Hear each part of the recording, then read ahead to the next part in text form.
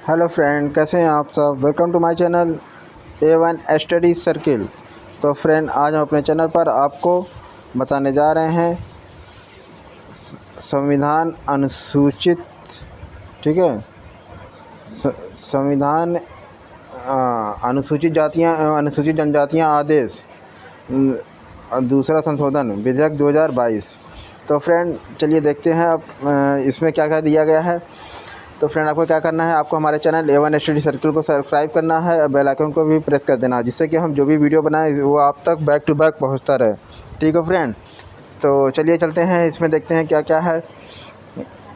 Friend, संविधान अनुसूचित जातियां एवं अनुसूचित जनजातियां आदेश, अनुसूचित जनजातियों के आदेश दूसरा विधेयक है the constitution schedule caste of schedule tribe order second amendment bill, ठीक है, जो 1 अप्रैल 2022 को लोकसभा में पारित किया गया। और इसमें इंपॉर्टेंट फैक्ट क्या है फ्रेंड, देख लेते हैं। इम्पॉर्टेंट फैक्ट यह है कि यह विधेयक संविधान अनुसूचित जनजाति उत्तर प्रदेश आदेश 1967, यानी कि उत्तर प्रदेश आदेश 1967 के और संविधान के अनुसूची आदेश उत्तर प्रदेश के संविधान के अनुसूचित जातियों 1950 और उत्तर प्रदेश से संबंधित प्रावधानों में संशोधित करता है। विधेयक अनुसूचित जाति आदेश में यानी SC आदेश में संशोधन करता है ताकि निम्नलिखित 4 जिलों में गोंड समुदाय,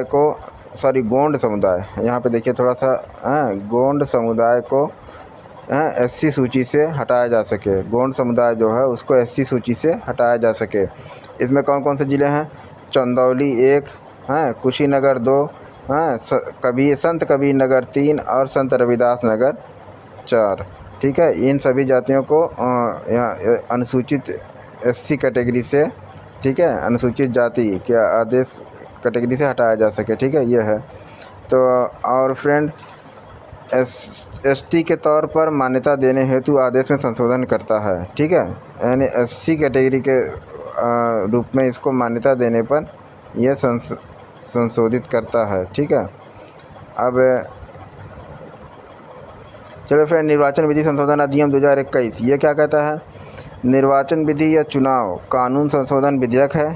ठीक है, निर्वाचन विधि या फिर चुनाव आप कह सकते हैं, ये कानून संशोधन विधेयक है। चुनाव एक कानून संशोधन विधेयक है। यह 20 दिसंबर 2021 को लोकसभा में पारित हुआ और 21 दिसंबर 2021 को राज्यसभा द्वारा पारित कर दिया गया और 29 दिसंबर 2021 को राष्ट्रपति की सहमति इसको प्राप्त हो गई थी। ठीक है, तो इसमें इंपॉर्टेंट फैक्ट क्या है फ्रेंड, एक बार देख लेते हैं। इस अधिनियम के जरिए जन प्रतिनिधित्व अधिनियम यानी कि representation of the people act 1950 और जन प्रतिनिधित्व अधिनियम 1951 में संशोधन किया गया है। ठीक है, यानी कि जन प्रतिनिधि अधिनियम 1950 और जन प्रतिनिधित्व अधिनियम 1951 में संशोधन किया गया है।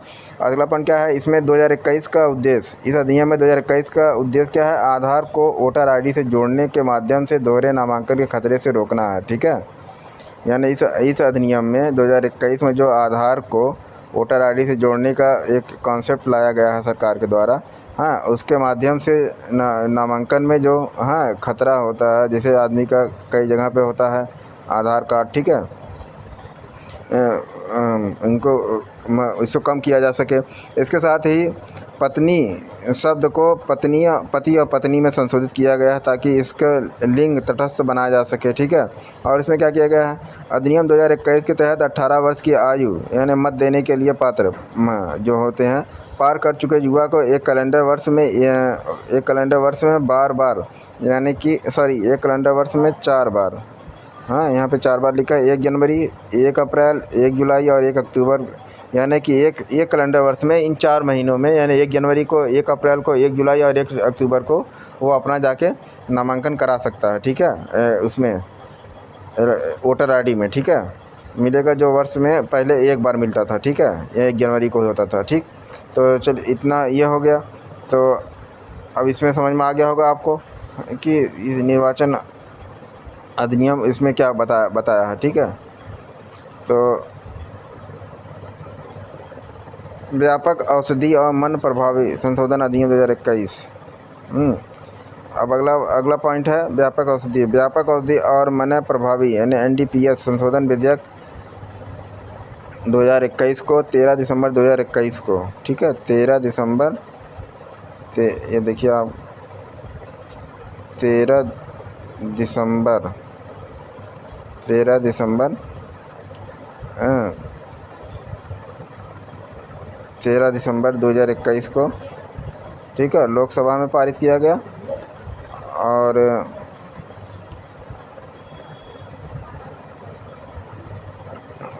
13 दिसंबर 2021 को लोकसभा में पारित किया गया। और ये देखिए सॉरी फ्रेंड, लोकसभा से। और 20 दिसंबर 2021 को आप देख सकते हैं यहाँ पे 20 दिसंबर 2021 को राज्यसभा से पारित किया गया, ठीक है, 20 दिसंबर को राज्यसभा से पारित किया गया है। 29 दिसंबर 2021 को राष्ट्रपति की स्वीकृति मिली है इसको। 29 दिसंबर 2021 को राष्ट्रपति की स्वीकृति के पश्चात यह विधेयक अधिनियम बन गया था। तो कोई विधेयक पहले लोकसभा में लाया जाता है, फिर राज्यसभा में लाया जाता है, फिर इन दोनों में पास होने के बाद फिर वो राष्ट्रपति की मंजूरी मिलती है। जब सहमति मिलने के बाद वो विधेयक अधिनियम यानी एक कानून बन जाता है। तो चलिए फ्रेंड, इसमें जल्दी से देख लेते हैं इम्पॉर्टेंट फैक्ट क्या क्या है, ठीक है। तो इम्पॉर्टेंट फैक्ट देख लेते हैं एक बार क्या है। इस अधिनियम 2021 एनडीपीएस अधिनियम 1985 में संशोधन करता है। और इसमें इस अधिनियम में स्वापक औषधि, अच्छा, स्वापक औषधि बड़ा टफ टिपिकल नाम है। और मन प्रभावी यानी कि संशोधन अध्यादेश 2021 का यह स्थान लेगा, ठीक है, अच्छी बात है। तो और इसमें इम्पॉर्टेंट बात क्या है फ्रेंड, एक बार देख लेते हैं जल्दी से। वर्ष 2014 के संशोधित अधिनियम में प्रारूपण यानी कि ड्राफ्टिंग त्रुटि को सही करने के उद्देश्य से एनडीपीएस संशोधन अध्यादेश सॉरी फ्रेंड, थोड़ी तबीयत सही नहीं चल रही है। संशोधन अधिनियम प्रारूपण त्रुटि को सही करने के उद्देश्य से एनडीपीएस यानी संशोधन अध्यादेश लाया गया है, ठीक है। प्रारूपण त्रुटि के तहत, अब प्रारूपण त्रुटि के तहत क्या है इसमें देख लेते हैं। अधिनियम में औसत अवैध गतिविधि त्रुटि के अधिनियम में अवैध गतिविधि की परिभाषा बनाने वाला क्लास नंबर बदल गया है, परंतु उस सेक्शन के नंबर को नहीं बदला गया जिसमें अवैध गतिविधियों को वित्त पोषित करने की सज़ा बताई गई है, ठीक है। और अधिनियम में सज़ा वाले सेक्शन में, साथ ही इस अधिनियम में सज़ा वाले सेक्शन में संशोधन किया गया है। और उनमें पुराने क्लास की जगह नए क्लास को जोड़ा गया है। इसके साथ ही यह संशोधन 1 मई 2014 से प्रभावी माना जाएगा, अर्थात जब वर्ष 2014 के संशोधन प्रभावी हुए थे, यानी उसी टाइम से ये प्रभावी माना जाएगा ये संशोधन, ठीक है। और इसमें यह भी मालूम हो कि जून 2021 में त्रिपुरा उच्च न्यायालय द्वारा इस विसंगति को चिन्हित किया गया था, ठीक है, त्रिपुरा उच्च न्यायालय द्वारा। तो चलिए फ्रेंड, अब जल्दी से देख लेते हैं अगला टॉपिक क्या है हमारा, अगला पॉइंट। सॉरी फ्रेंड, थोड़ी तबीयत सही नहीं चल रही है। फ्रेंड, उच्च न्यायालय और सर्वोच्च न्यायालय न्यायाधीश की वेतन एवं सेवा शर्त संशोधन अधिनियम 2021, यह है अपना अगला टॉपिक, ठीक है। तो अब ये वेतन एवं सेवा शर्त उच्च न्यायालय जो है सर्वोच्च न्यायालय के वेतन एवं सेवा शर्त के संदर्भ में है, ठीक है। तो आपको देखना है उच्च न्यायालय और सर्वोच्च न्यायालय के न्यायाधीश वेतन एवं सेवा शर्त संशोधन विधेयक लाया गया केंद्र सरकार द्वारा, ठीक है। ये कौन सा विलियन है? The high court and the supreme court जजेस इनकी salaries and conditions of services, ठीक है, अमेंडमेंट बिल है ये 2021, यानी कि ये इसका अमेंडमेंट बिल 2021 को 8 दिसंबर 2021 को इसको लोकसभा से पारित किया गया एवं राज्यसभा से, और इसको राज्यसभा से 13 दिसंबर 2021 को पारित किया गया। और 18 दिसंबर को राष्ट्रपति की इस पर सहमति हो गई, ठीक है, सिग्नेचर हो गया, तब ये एक अधिनियम बन गया। इसमें इंपॉर्टेंट फैक्ट क्या है फ्रेंड, एक बार जल्दी से देख लेते हैं। अधिनियम 2021 निम्नलिखित में संशोधन करता है। कौन कौन निम्नलिखित? पहला, उच्च न्यायालय न्यायाधीश की वेतन एवं सेवा शर्त अधिनियम 1954 इसमें संशोधन करता है, ठीक है। और ये सर्वोच्च न्यायालय के वेतन एवं सेवा शर्त अधिनियम 1958, ये 2 अधिनियम जो बने थे उच्च न्यायालय और सर्वोच्च न्यायालय के न्यायाधीशों के सेवा शर्त के संदर्भ में, उसमें यह संशोधन करता है, ठीक है। तो क्या है फ्रेंड, उपरोक्त अधिनियम 1954 1958 यानी दोनों अधिनियम में भारत के उच्च न्यायालय एवं सर्वोच्च न्यायालय के न्यायाधीशों के वेतन और सेवा की शर्तों को विनियमित यानी रेगुलेट करते हैं, ठीक है। तो चलिए फ्रेंड अब आगे देख लेते हैं क्या है अगला पॉइंट। अधिनियम 1954 1958 के अंतर्गत सर्वोच्च और उच्च न्यायालय के सभी सेवानिवृत्त न्यायाधीश और उनके परिवार के सदस्य पेंशन या फैमिली पेंशन के हकदार होते हैं, ठीक है। और इस संशोधन के तहत इसमें जोड़ा गया, ठीक है। इसके साथ ही उन्हें एक निर्दिष्ट पैमाने के अनुसार एक निश्चित आयु प्राप्त करने पर पेंशन या फैमिली पेंशन की अतिरिक्त राशि भी मिलती है। तो ये फ्रेंड हमारा, चलिए फ्रेंड अब नेक्स्ट पेज पे चलते हैं और देखते हैं इसमें और क्या है। अगला पॉइंट देख लेते हैं एक बार जल्दी से। उल्लेखनीय है कि इस पैमाने में कुछ 5 आयु वर्ग यानी कि 5 आयु वर्ग जिसकी न्यूनतम 80 85 90 95 और 100 ये 5 आयु वर्ग निकाला गया, ठीक है। आयु वर्ग के साथ अतिरिक्त राशि बढ़ती जाती है। पेंशन या फैमिली पेंशन के 20% से 100% यानी पेंशन जो उनकी पेंशन मिलती है या उनकी फैमिली पेंशन के 20% से 100% तक इनकी राशि बढ़ती जाती है, ठीक है। संशोधन अधिनियम 2021 ये स्पष्ट करता है कि व्यक्ति अतिरिक्त पेंशन या फैमिली पेंशन का उस माह की पहली तारीख से ही हकदार हो जाएगा जिस माह में वह संबंधित आयु वर्ग के अंतर्गत न्यूनतम आयु को पूर्ण कर लेगा, ठीक है। उसी माह से वह हकदार होगा, ठीक है फ्रेंड। तो चलिए यहाँ तक ये कंप्लीट हो गया। अब अगला नेक्स्ट टॉपिक अपना देखते हैं क्या है। यह है बांध सुरक्षा अधिनियम 2021। बांध सुरक्षा विधेयक यानी कि डैम सेफ्टी बिल 2019 क्या कहता है, इसको ज़रा देख रहे हैं जल्दी से एक बार। लोकसभा में 2 अगस्त 2019 को और राज्यसभा में 2 दिसंबर 2021 को यह पारित किया गया, ठीक है। राज्यसभा से पारित हो गया यह विधेयक। और जब पहले कोई बिल लाया जाता है यानी कोई विधेयक लाया जाता है तो उसको पहले लोकसभा में या कोई किसी भी सभा में रख सकते हैं, ऐसा नहीं है, कोई कंपलसरी नहीं है कि लोकसभा में ही पहले रखा जाए।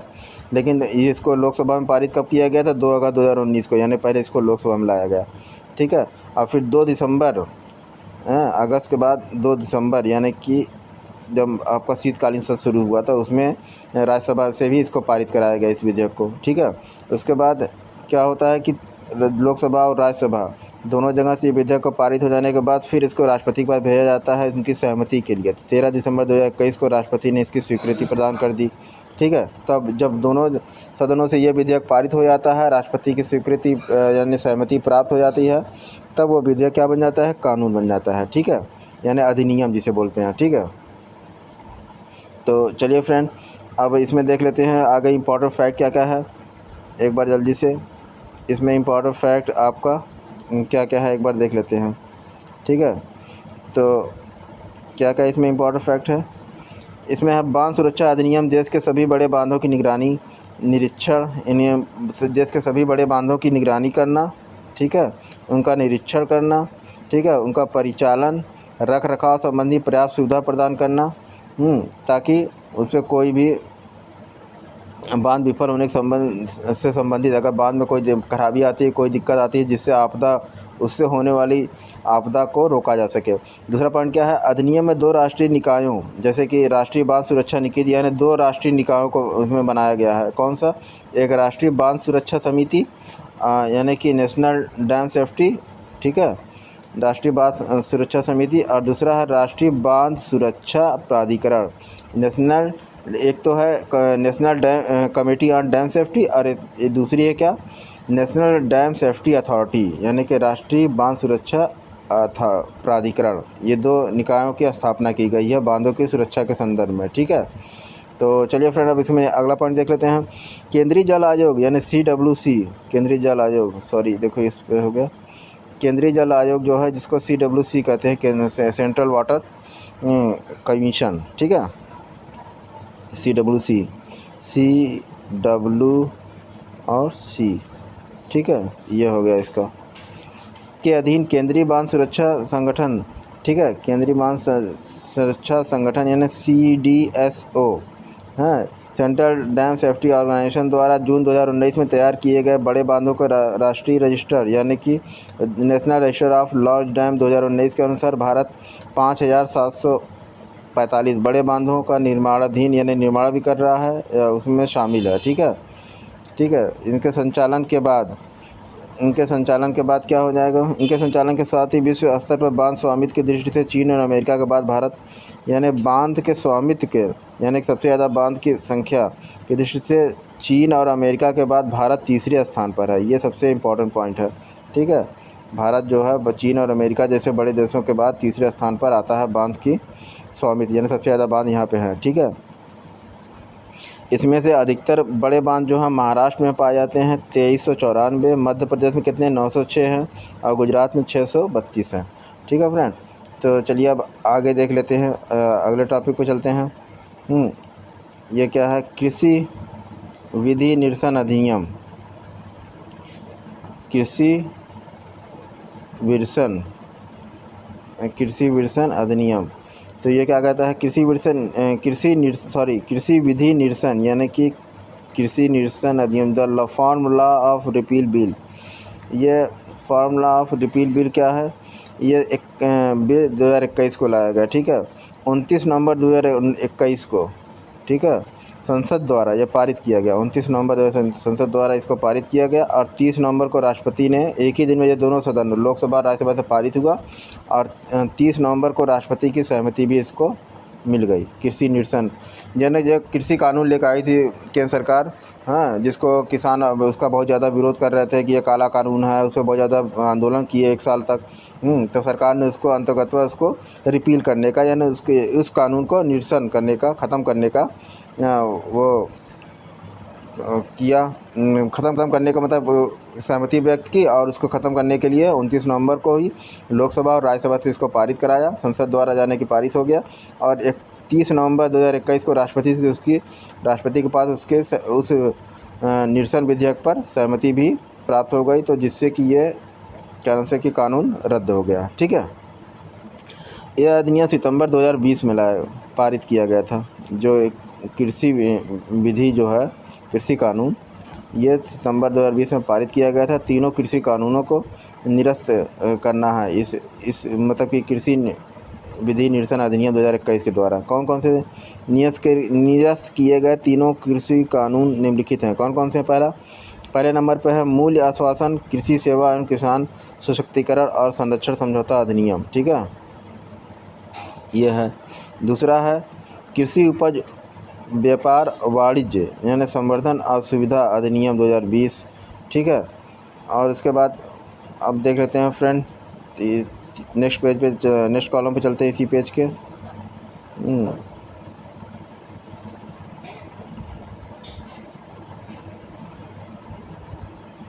इस पे नेक्स्ट पेज पे चलते हैं। हाँ फ्रेंड, ये देख लीजिए, तीसरा पॉइंट क्या है? तीसरा पॉइंट है अनिवार्य वस्तु।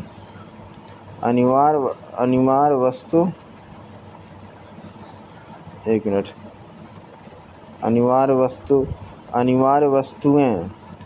वस्तुएं संशोधन अधिनियम 2020। ठीक है, ये 3 कानून थे। ठीक है, ये तीनों कानून को निरस्त कर दिया गया। लेकिन जनवरी 2021 में सर्वोच्च न्यायालय ने ही, अब इसमें यह भी इम्पोर्टेंट है कि जनवरी 2021 में ही सुप्रीम कोर्ट ने तीनों कानूनों को लागू करने से रोक लगा दी थी।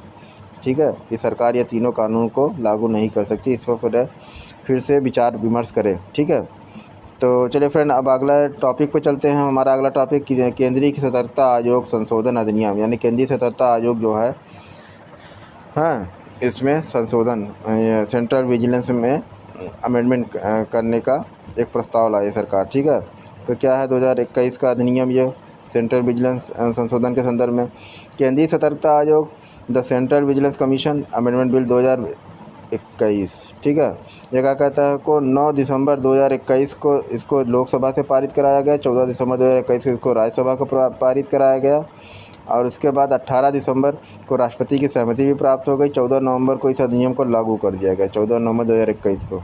ठीक है, अब फ्रेंड इसमें देख लेते हैं थोड़ा इंपॉर्टेंट फैक्ट क्या क्या है। तो इम्पॉर्टेंट फैक्ट इसमें देख लेते हैं। इम्पॉर्टेंट फैक्ट आपका ये क्या निकल के आ रहा है कि स्मरणीय तत्व इस अधिनियम में अध्यादेश 2021 का स्थान लेगा। यह अधिनियम अध्यादेश जो लाया गया सरकार ने, अध्यादेश सरकार कब लाती है? जब हमारी संसद मतलब चल नहीं रहती है, ठीक है। यह संसद का सत्रावसान चल रहा होता है, तो सरकार को अगर कोई ज़रूरी कानून बनाना पड़ता है जो उसके प्रशासन के संदर्भ में बहुत ज़रूरी है, आवश्यक है, तो सरकार क्या करती है, उस संदर्भ में संसद के अनुपस्थिति के कारणों की, अगर संसद के सत्र का सत्रावसान चल रहा है, यानी शीतकालीन सत्र या बजट सत्र या जो आपका ये होता है मानसून सत्र, तीन तरह के सत्र हमारी संसद चलाती है, ठीक है। तो अगर ये इन सभी सत्रों का सत्रावसान चल रहा है, संसद अगर बंद है, संसद कार्य नहीं होता, तो सरकार क्या करती है उस टाइम, और उसको वो कानून ज़रूरी है उसको अपने शासन प्रशासन के संदर्भ में, तो वो क्या करती है कि उस टाइम के एक अध्यादेश लेके आती है, अध्यादेश लाती है, तो अध्यादेश से उसको क्या मतलब है, उस कानून को लागू करवा लेती है कि ये हमारा ज़रूरी काम है, इससे लॉ एंड ऑर्डर की समस्या हो जाएगी, या ये राष्ट्र हित में बहुत ही आवश्यक है कि हम ये कानून लाएं, ठीक है। लेकिन होता क्या है कि उस अध्यादेश को अगले 6 महीने यानी कि संसद सत्र के शुरू होने के उपरांत तुरंत ही उसको संसद में पेश करना होता है, और उसके बाद पेश करने के बाद उसको चर्चा करनी होती है, फिर उसको संसद सत्र से पारित कराना होता है, ठीक है। तो चलिए इतना हमने संसद के अध्यादेश संदर्भ में बता दिया। अब देखते हैं इसमें क्या हुआ। अध्यादेश को 2021 का स्थान लेगा ये अध्यादेश, ठीक है, जो अपनी अधिनियम पारित किया गया, सेंट्रल विजिलेंस अमेंडमेंट एक्ट है, अधिनियम, सॉरी अब तो कानून बन गया ना। तो इसको वो कौन सा अध्यादेश जो सरकार लेकर आई 2021 का, इसका स्थान ये लेगा, ठीक है। तो अब इसमें इंपॉर्टेंट फैक्ट क्या है फ्रेंड, देख लेते हैं। नवीन अधिनियम केंद्रीय सतर्कता आयोग के अधिनियम 2003 में संशोधन करता है। क्या संशोधन करता है? 2003 का अधिनियम भ्रष्टाचार निवारण अधिनियम 1988 के अंतर्गत कथित तौर पर किए गए अपराधों की जांच हेतु केंद्रीय सतर्कता आयोग के गठन का प्रावधान करता है, ठीक है। और दूसरा क्या पॉइंट क्या है कि संशोधन के तहत प्रवर्तन निदेशालय के निदेशक के कार्यकाल को जनहित में एक बार में 1 वर्ष तक बढ़ाया जा सकता है, ठीक है।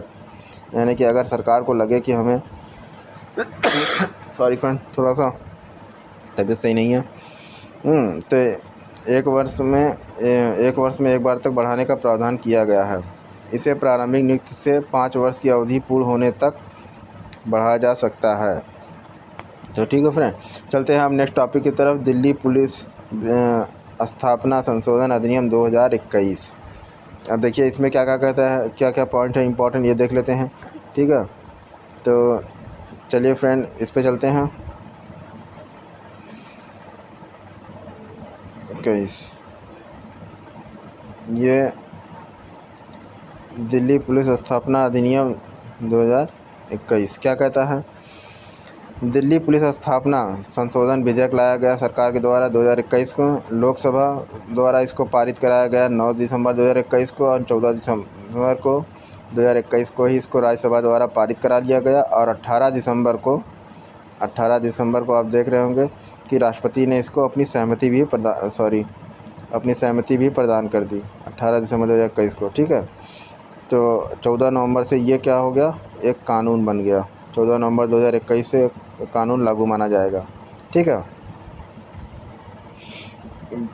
अब ये इसमें इंपॉर्टेंट फैक्ट देख लीजिए। अब 14 नवंबर 2021 से ये कानून लागू माना जाएगा। अब इसमें इंपॉर्टेंट फैक्ट क्या क्या है थोड़ा देख लेते हैं। यह अधिनियम 2021 दिल्ली विशेष पुलिस स्थापना अध्यादेश 2021 का स्थान लेगा, क्योंकि यह अध्यादेश सरकार लाई थी पुलिस के स्थापना संशोधन अध्यादेश 2021, इसकी जगह पे ये अध्यादेश का स्थान लेगा ये अधिनियम, ठीक है। तो अब इसमें अध्यादेश में अधिनियम दिल्ली पुलिस स्थापना अधिनियम 1946 में संशोधन करता है। यानी 1946 दिल्ली पुलिस स्थापना अधिनियम 1946 में दिल्ली पुलिस की स्थापना की गई, ठीक है। इस अधिनियम में 1946 के अंतर्गत निदेशक का कार्यकाल न्यूनतम 2 वर्ष था।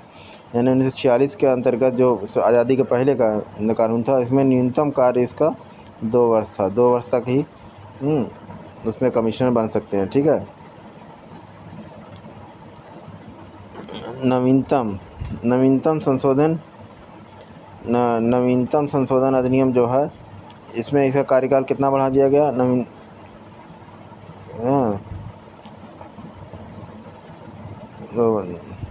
नवीनतम संशोधित अधिनियम के अनुसार इसका निदेशक का कार्यकाल नीति के नियुक्ति के प्रारंभ से 5 वर्ष पूर्ण होने तक एक बार में 1 वर्ष तक बढ़ाया जा सकेगा। ठीक है, तो चलिए फ्रेंड, अब चलते हैं हम अपने नेक्स्ट पेज की तरफ। चलिए फ्रेंड, फिर नेक्स्ट पेज पे आपको बता रहे हैं कि इसमें इस अधिनियम, कौन सा अधिनियम, यही दिल्ली पुलिस निदेशक की नियुक्ति का प्रावधान जो है करता है। ठीक है, इस अधिनियम में 1946 में क्या था, दिल्ली पुलिस स्थापना केंद्रीय जांच ब्यूरो के निदेशक की नियुक्ति, केंद्रीय जांच ब्यूरो के निदेशक की नियुक्ति का प्रावधान करता है। ठीक है, अगले पॉइंट में क्या है, निदेशक की नियुक्ति केंद्र सरकार द्वारा की जाती है एवं नियुक्ति हेतु एक समिति सरकार को सुझाव देती है। ठीक है, नियुक्ति हेतु एक समिति जो है सरकार को सुझाव देती है। ठीक है, इस समिति में निम्नलिखित सदस्य होते हैं। कौन इस समिति में निम्नलिखित सदस्य होते हैं, तो कौन, प्रधानमंत्री होता है एक, दूसरा लोकसभा में विपक्ष का नेता होता है, भारत के मुख्य न्यायाधीश यानी CJI द्वारा, या तो भारत के मुख्य न्यायाधीश होगा या फिर इसकी जगह पर CJI द्वारा नामित सर्वोच्च न्यायालय का कोई एक जज, सिटिंग जज। ठीक है, ये इतने लोग इसमें शामिल होते हैं। ठीक, पेटेंट संशोधन अधिनियम क्या है, एक बार इसको देख लेते हैं। पेटेंट संशोधन अधिनियम 2021 क्या कहता है, केंद्र सरकार द्वारा पेटेंट अधिनियम 1970 की धारा 159 द्वारा प्रदान शक्तियों का प्रयोग करते हुए पेटेंट अधिनियम 2003 में संशोधन करने के लिए पेटेंट संशोधन नियम यानी पेटेंट अमेंडमेंट रूल 2021 को अधिसूचित किया गया है। ठीक है, ये संशोधन 2021, ये संशोधन कब,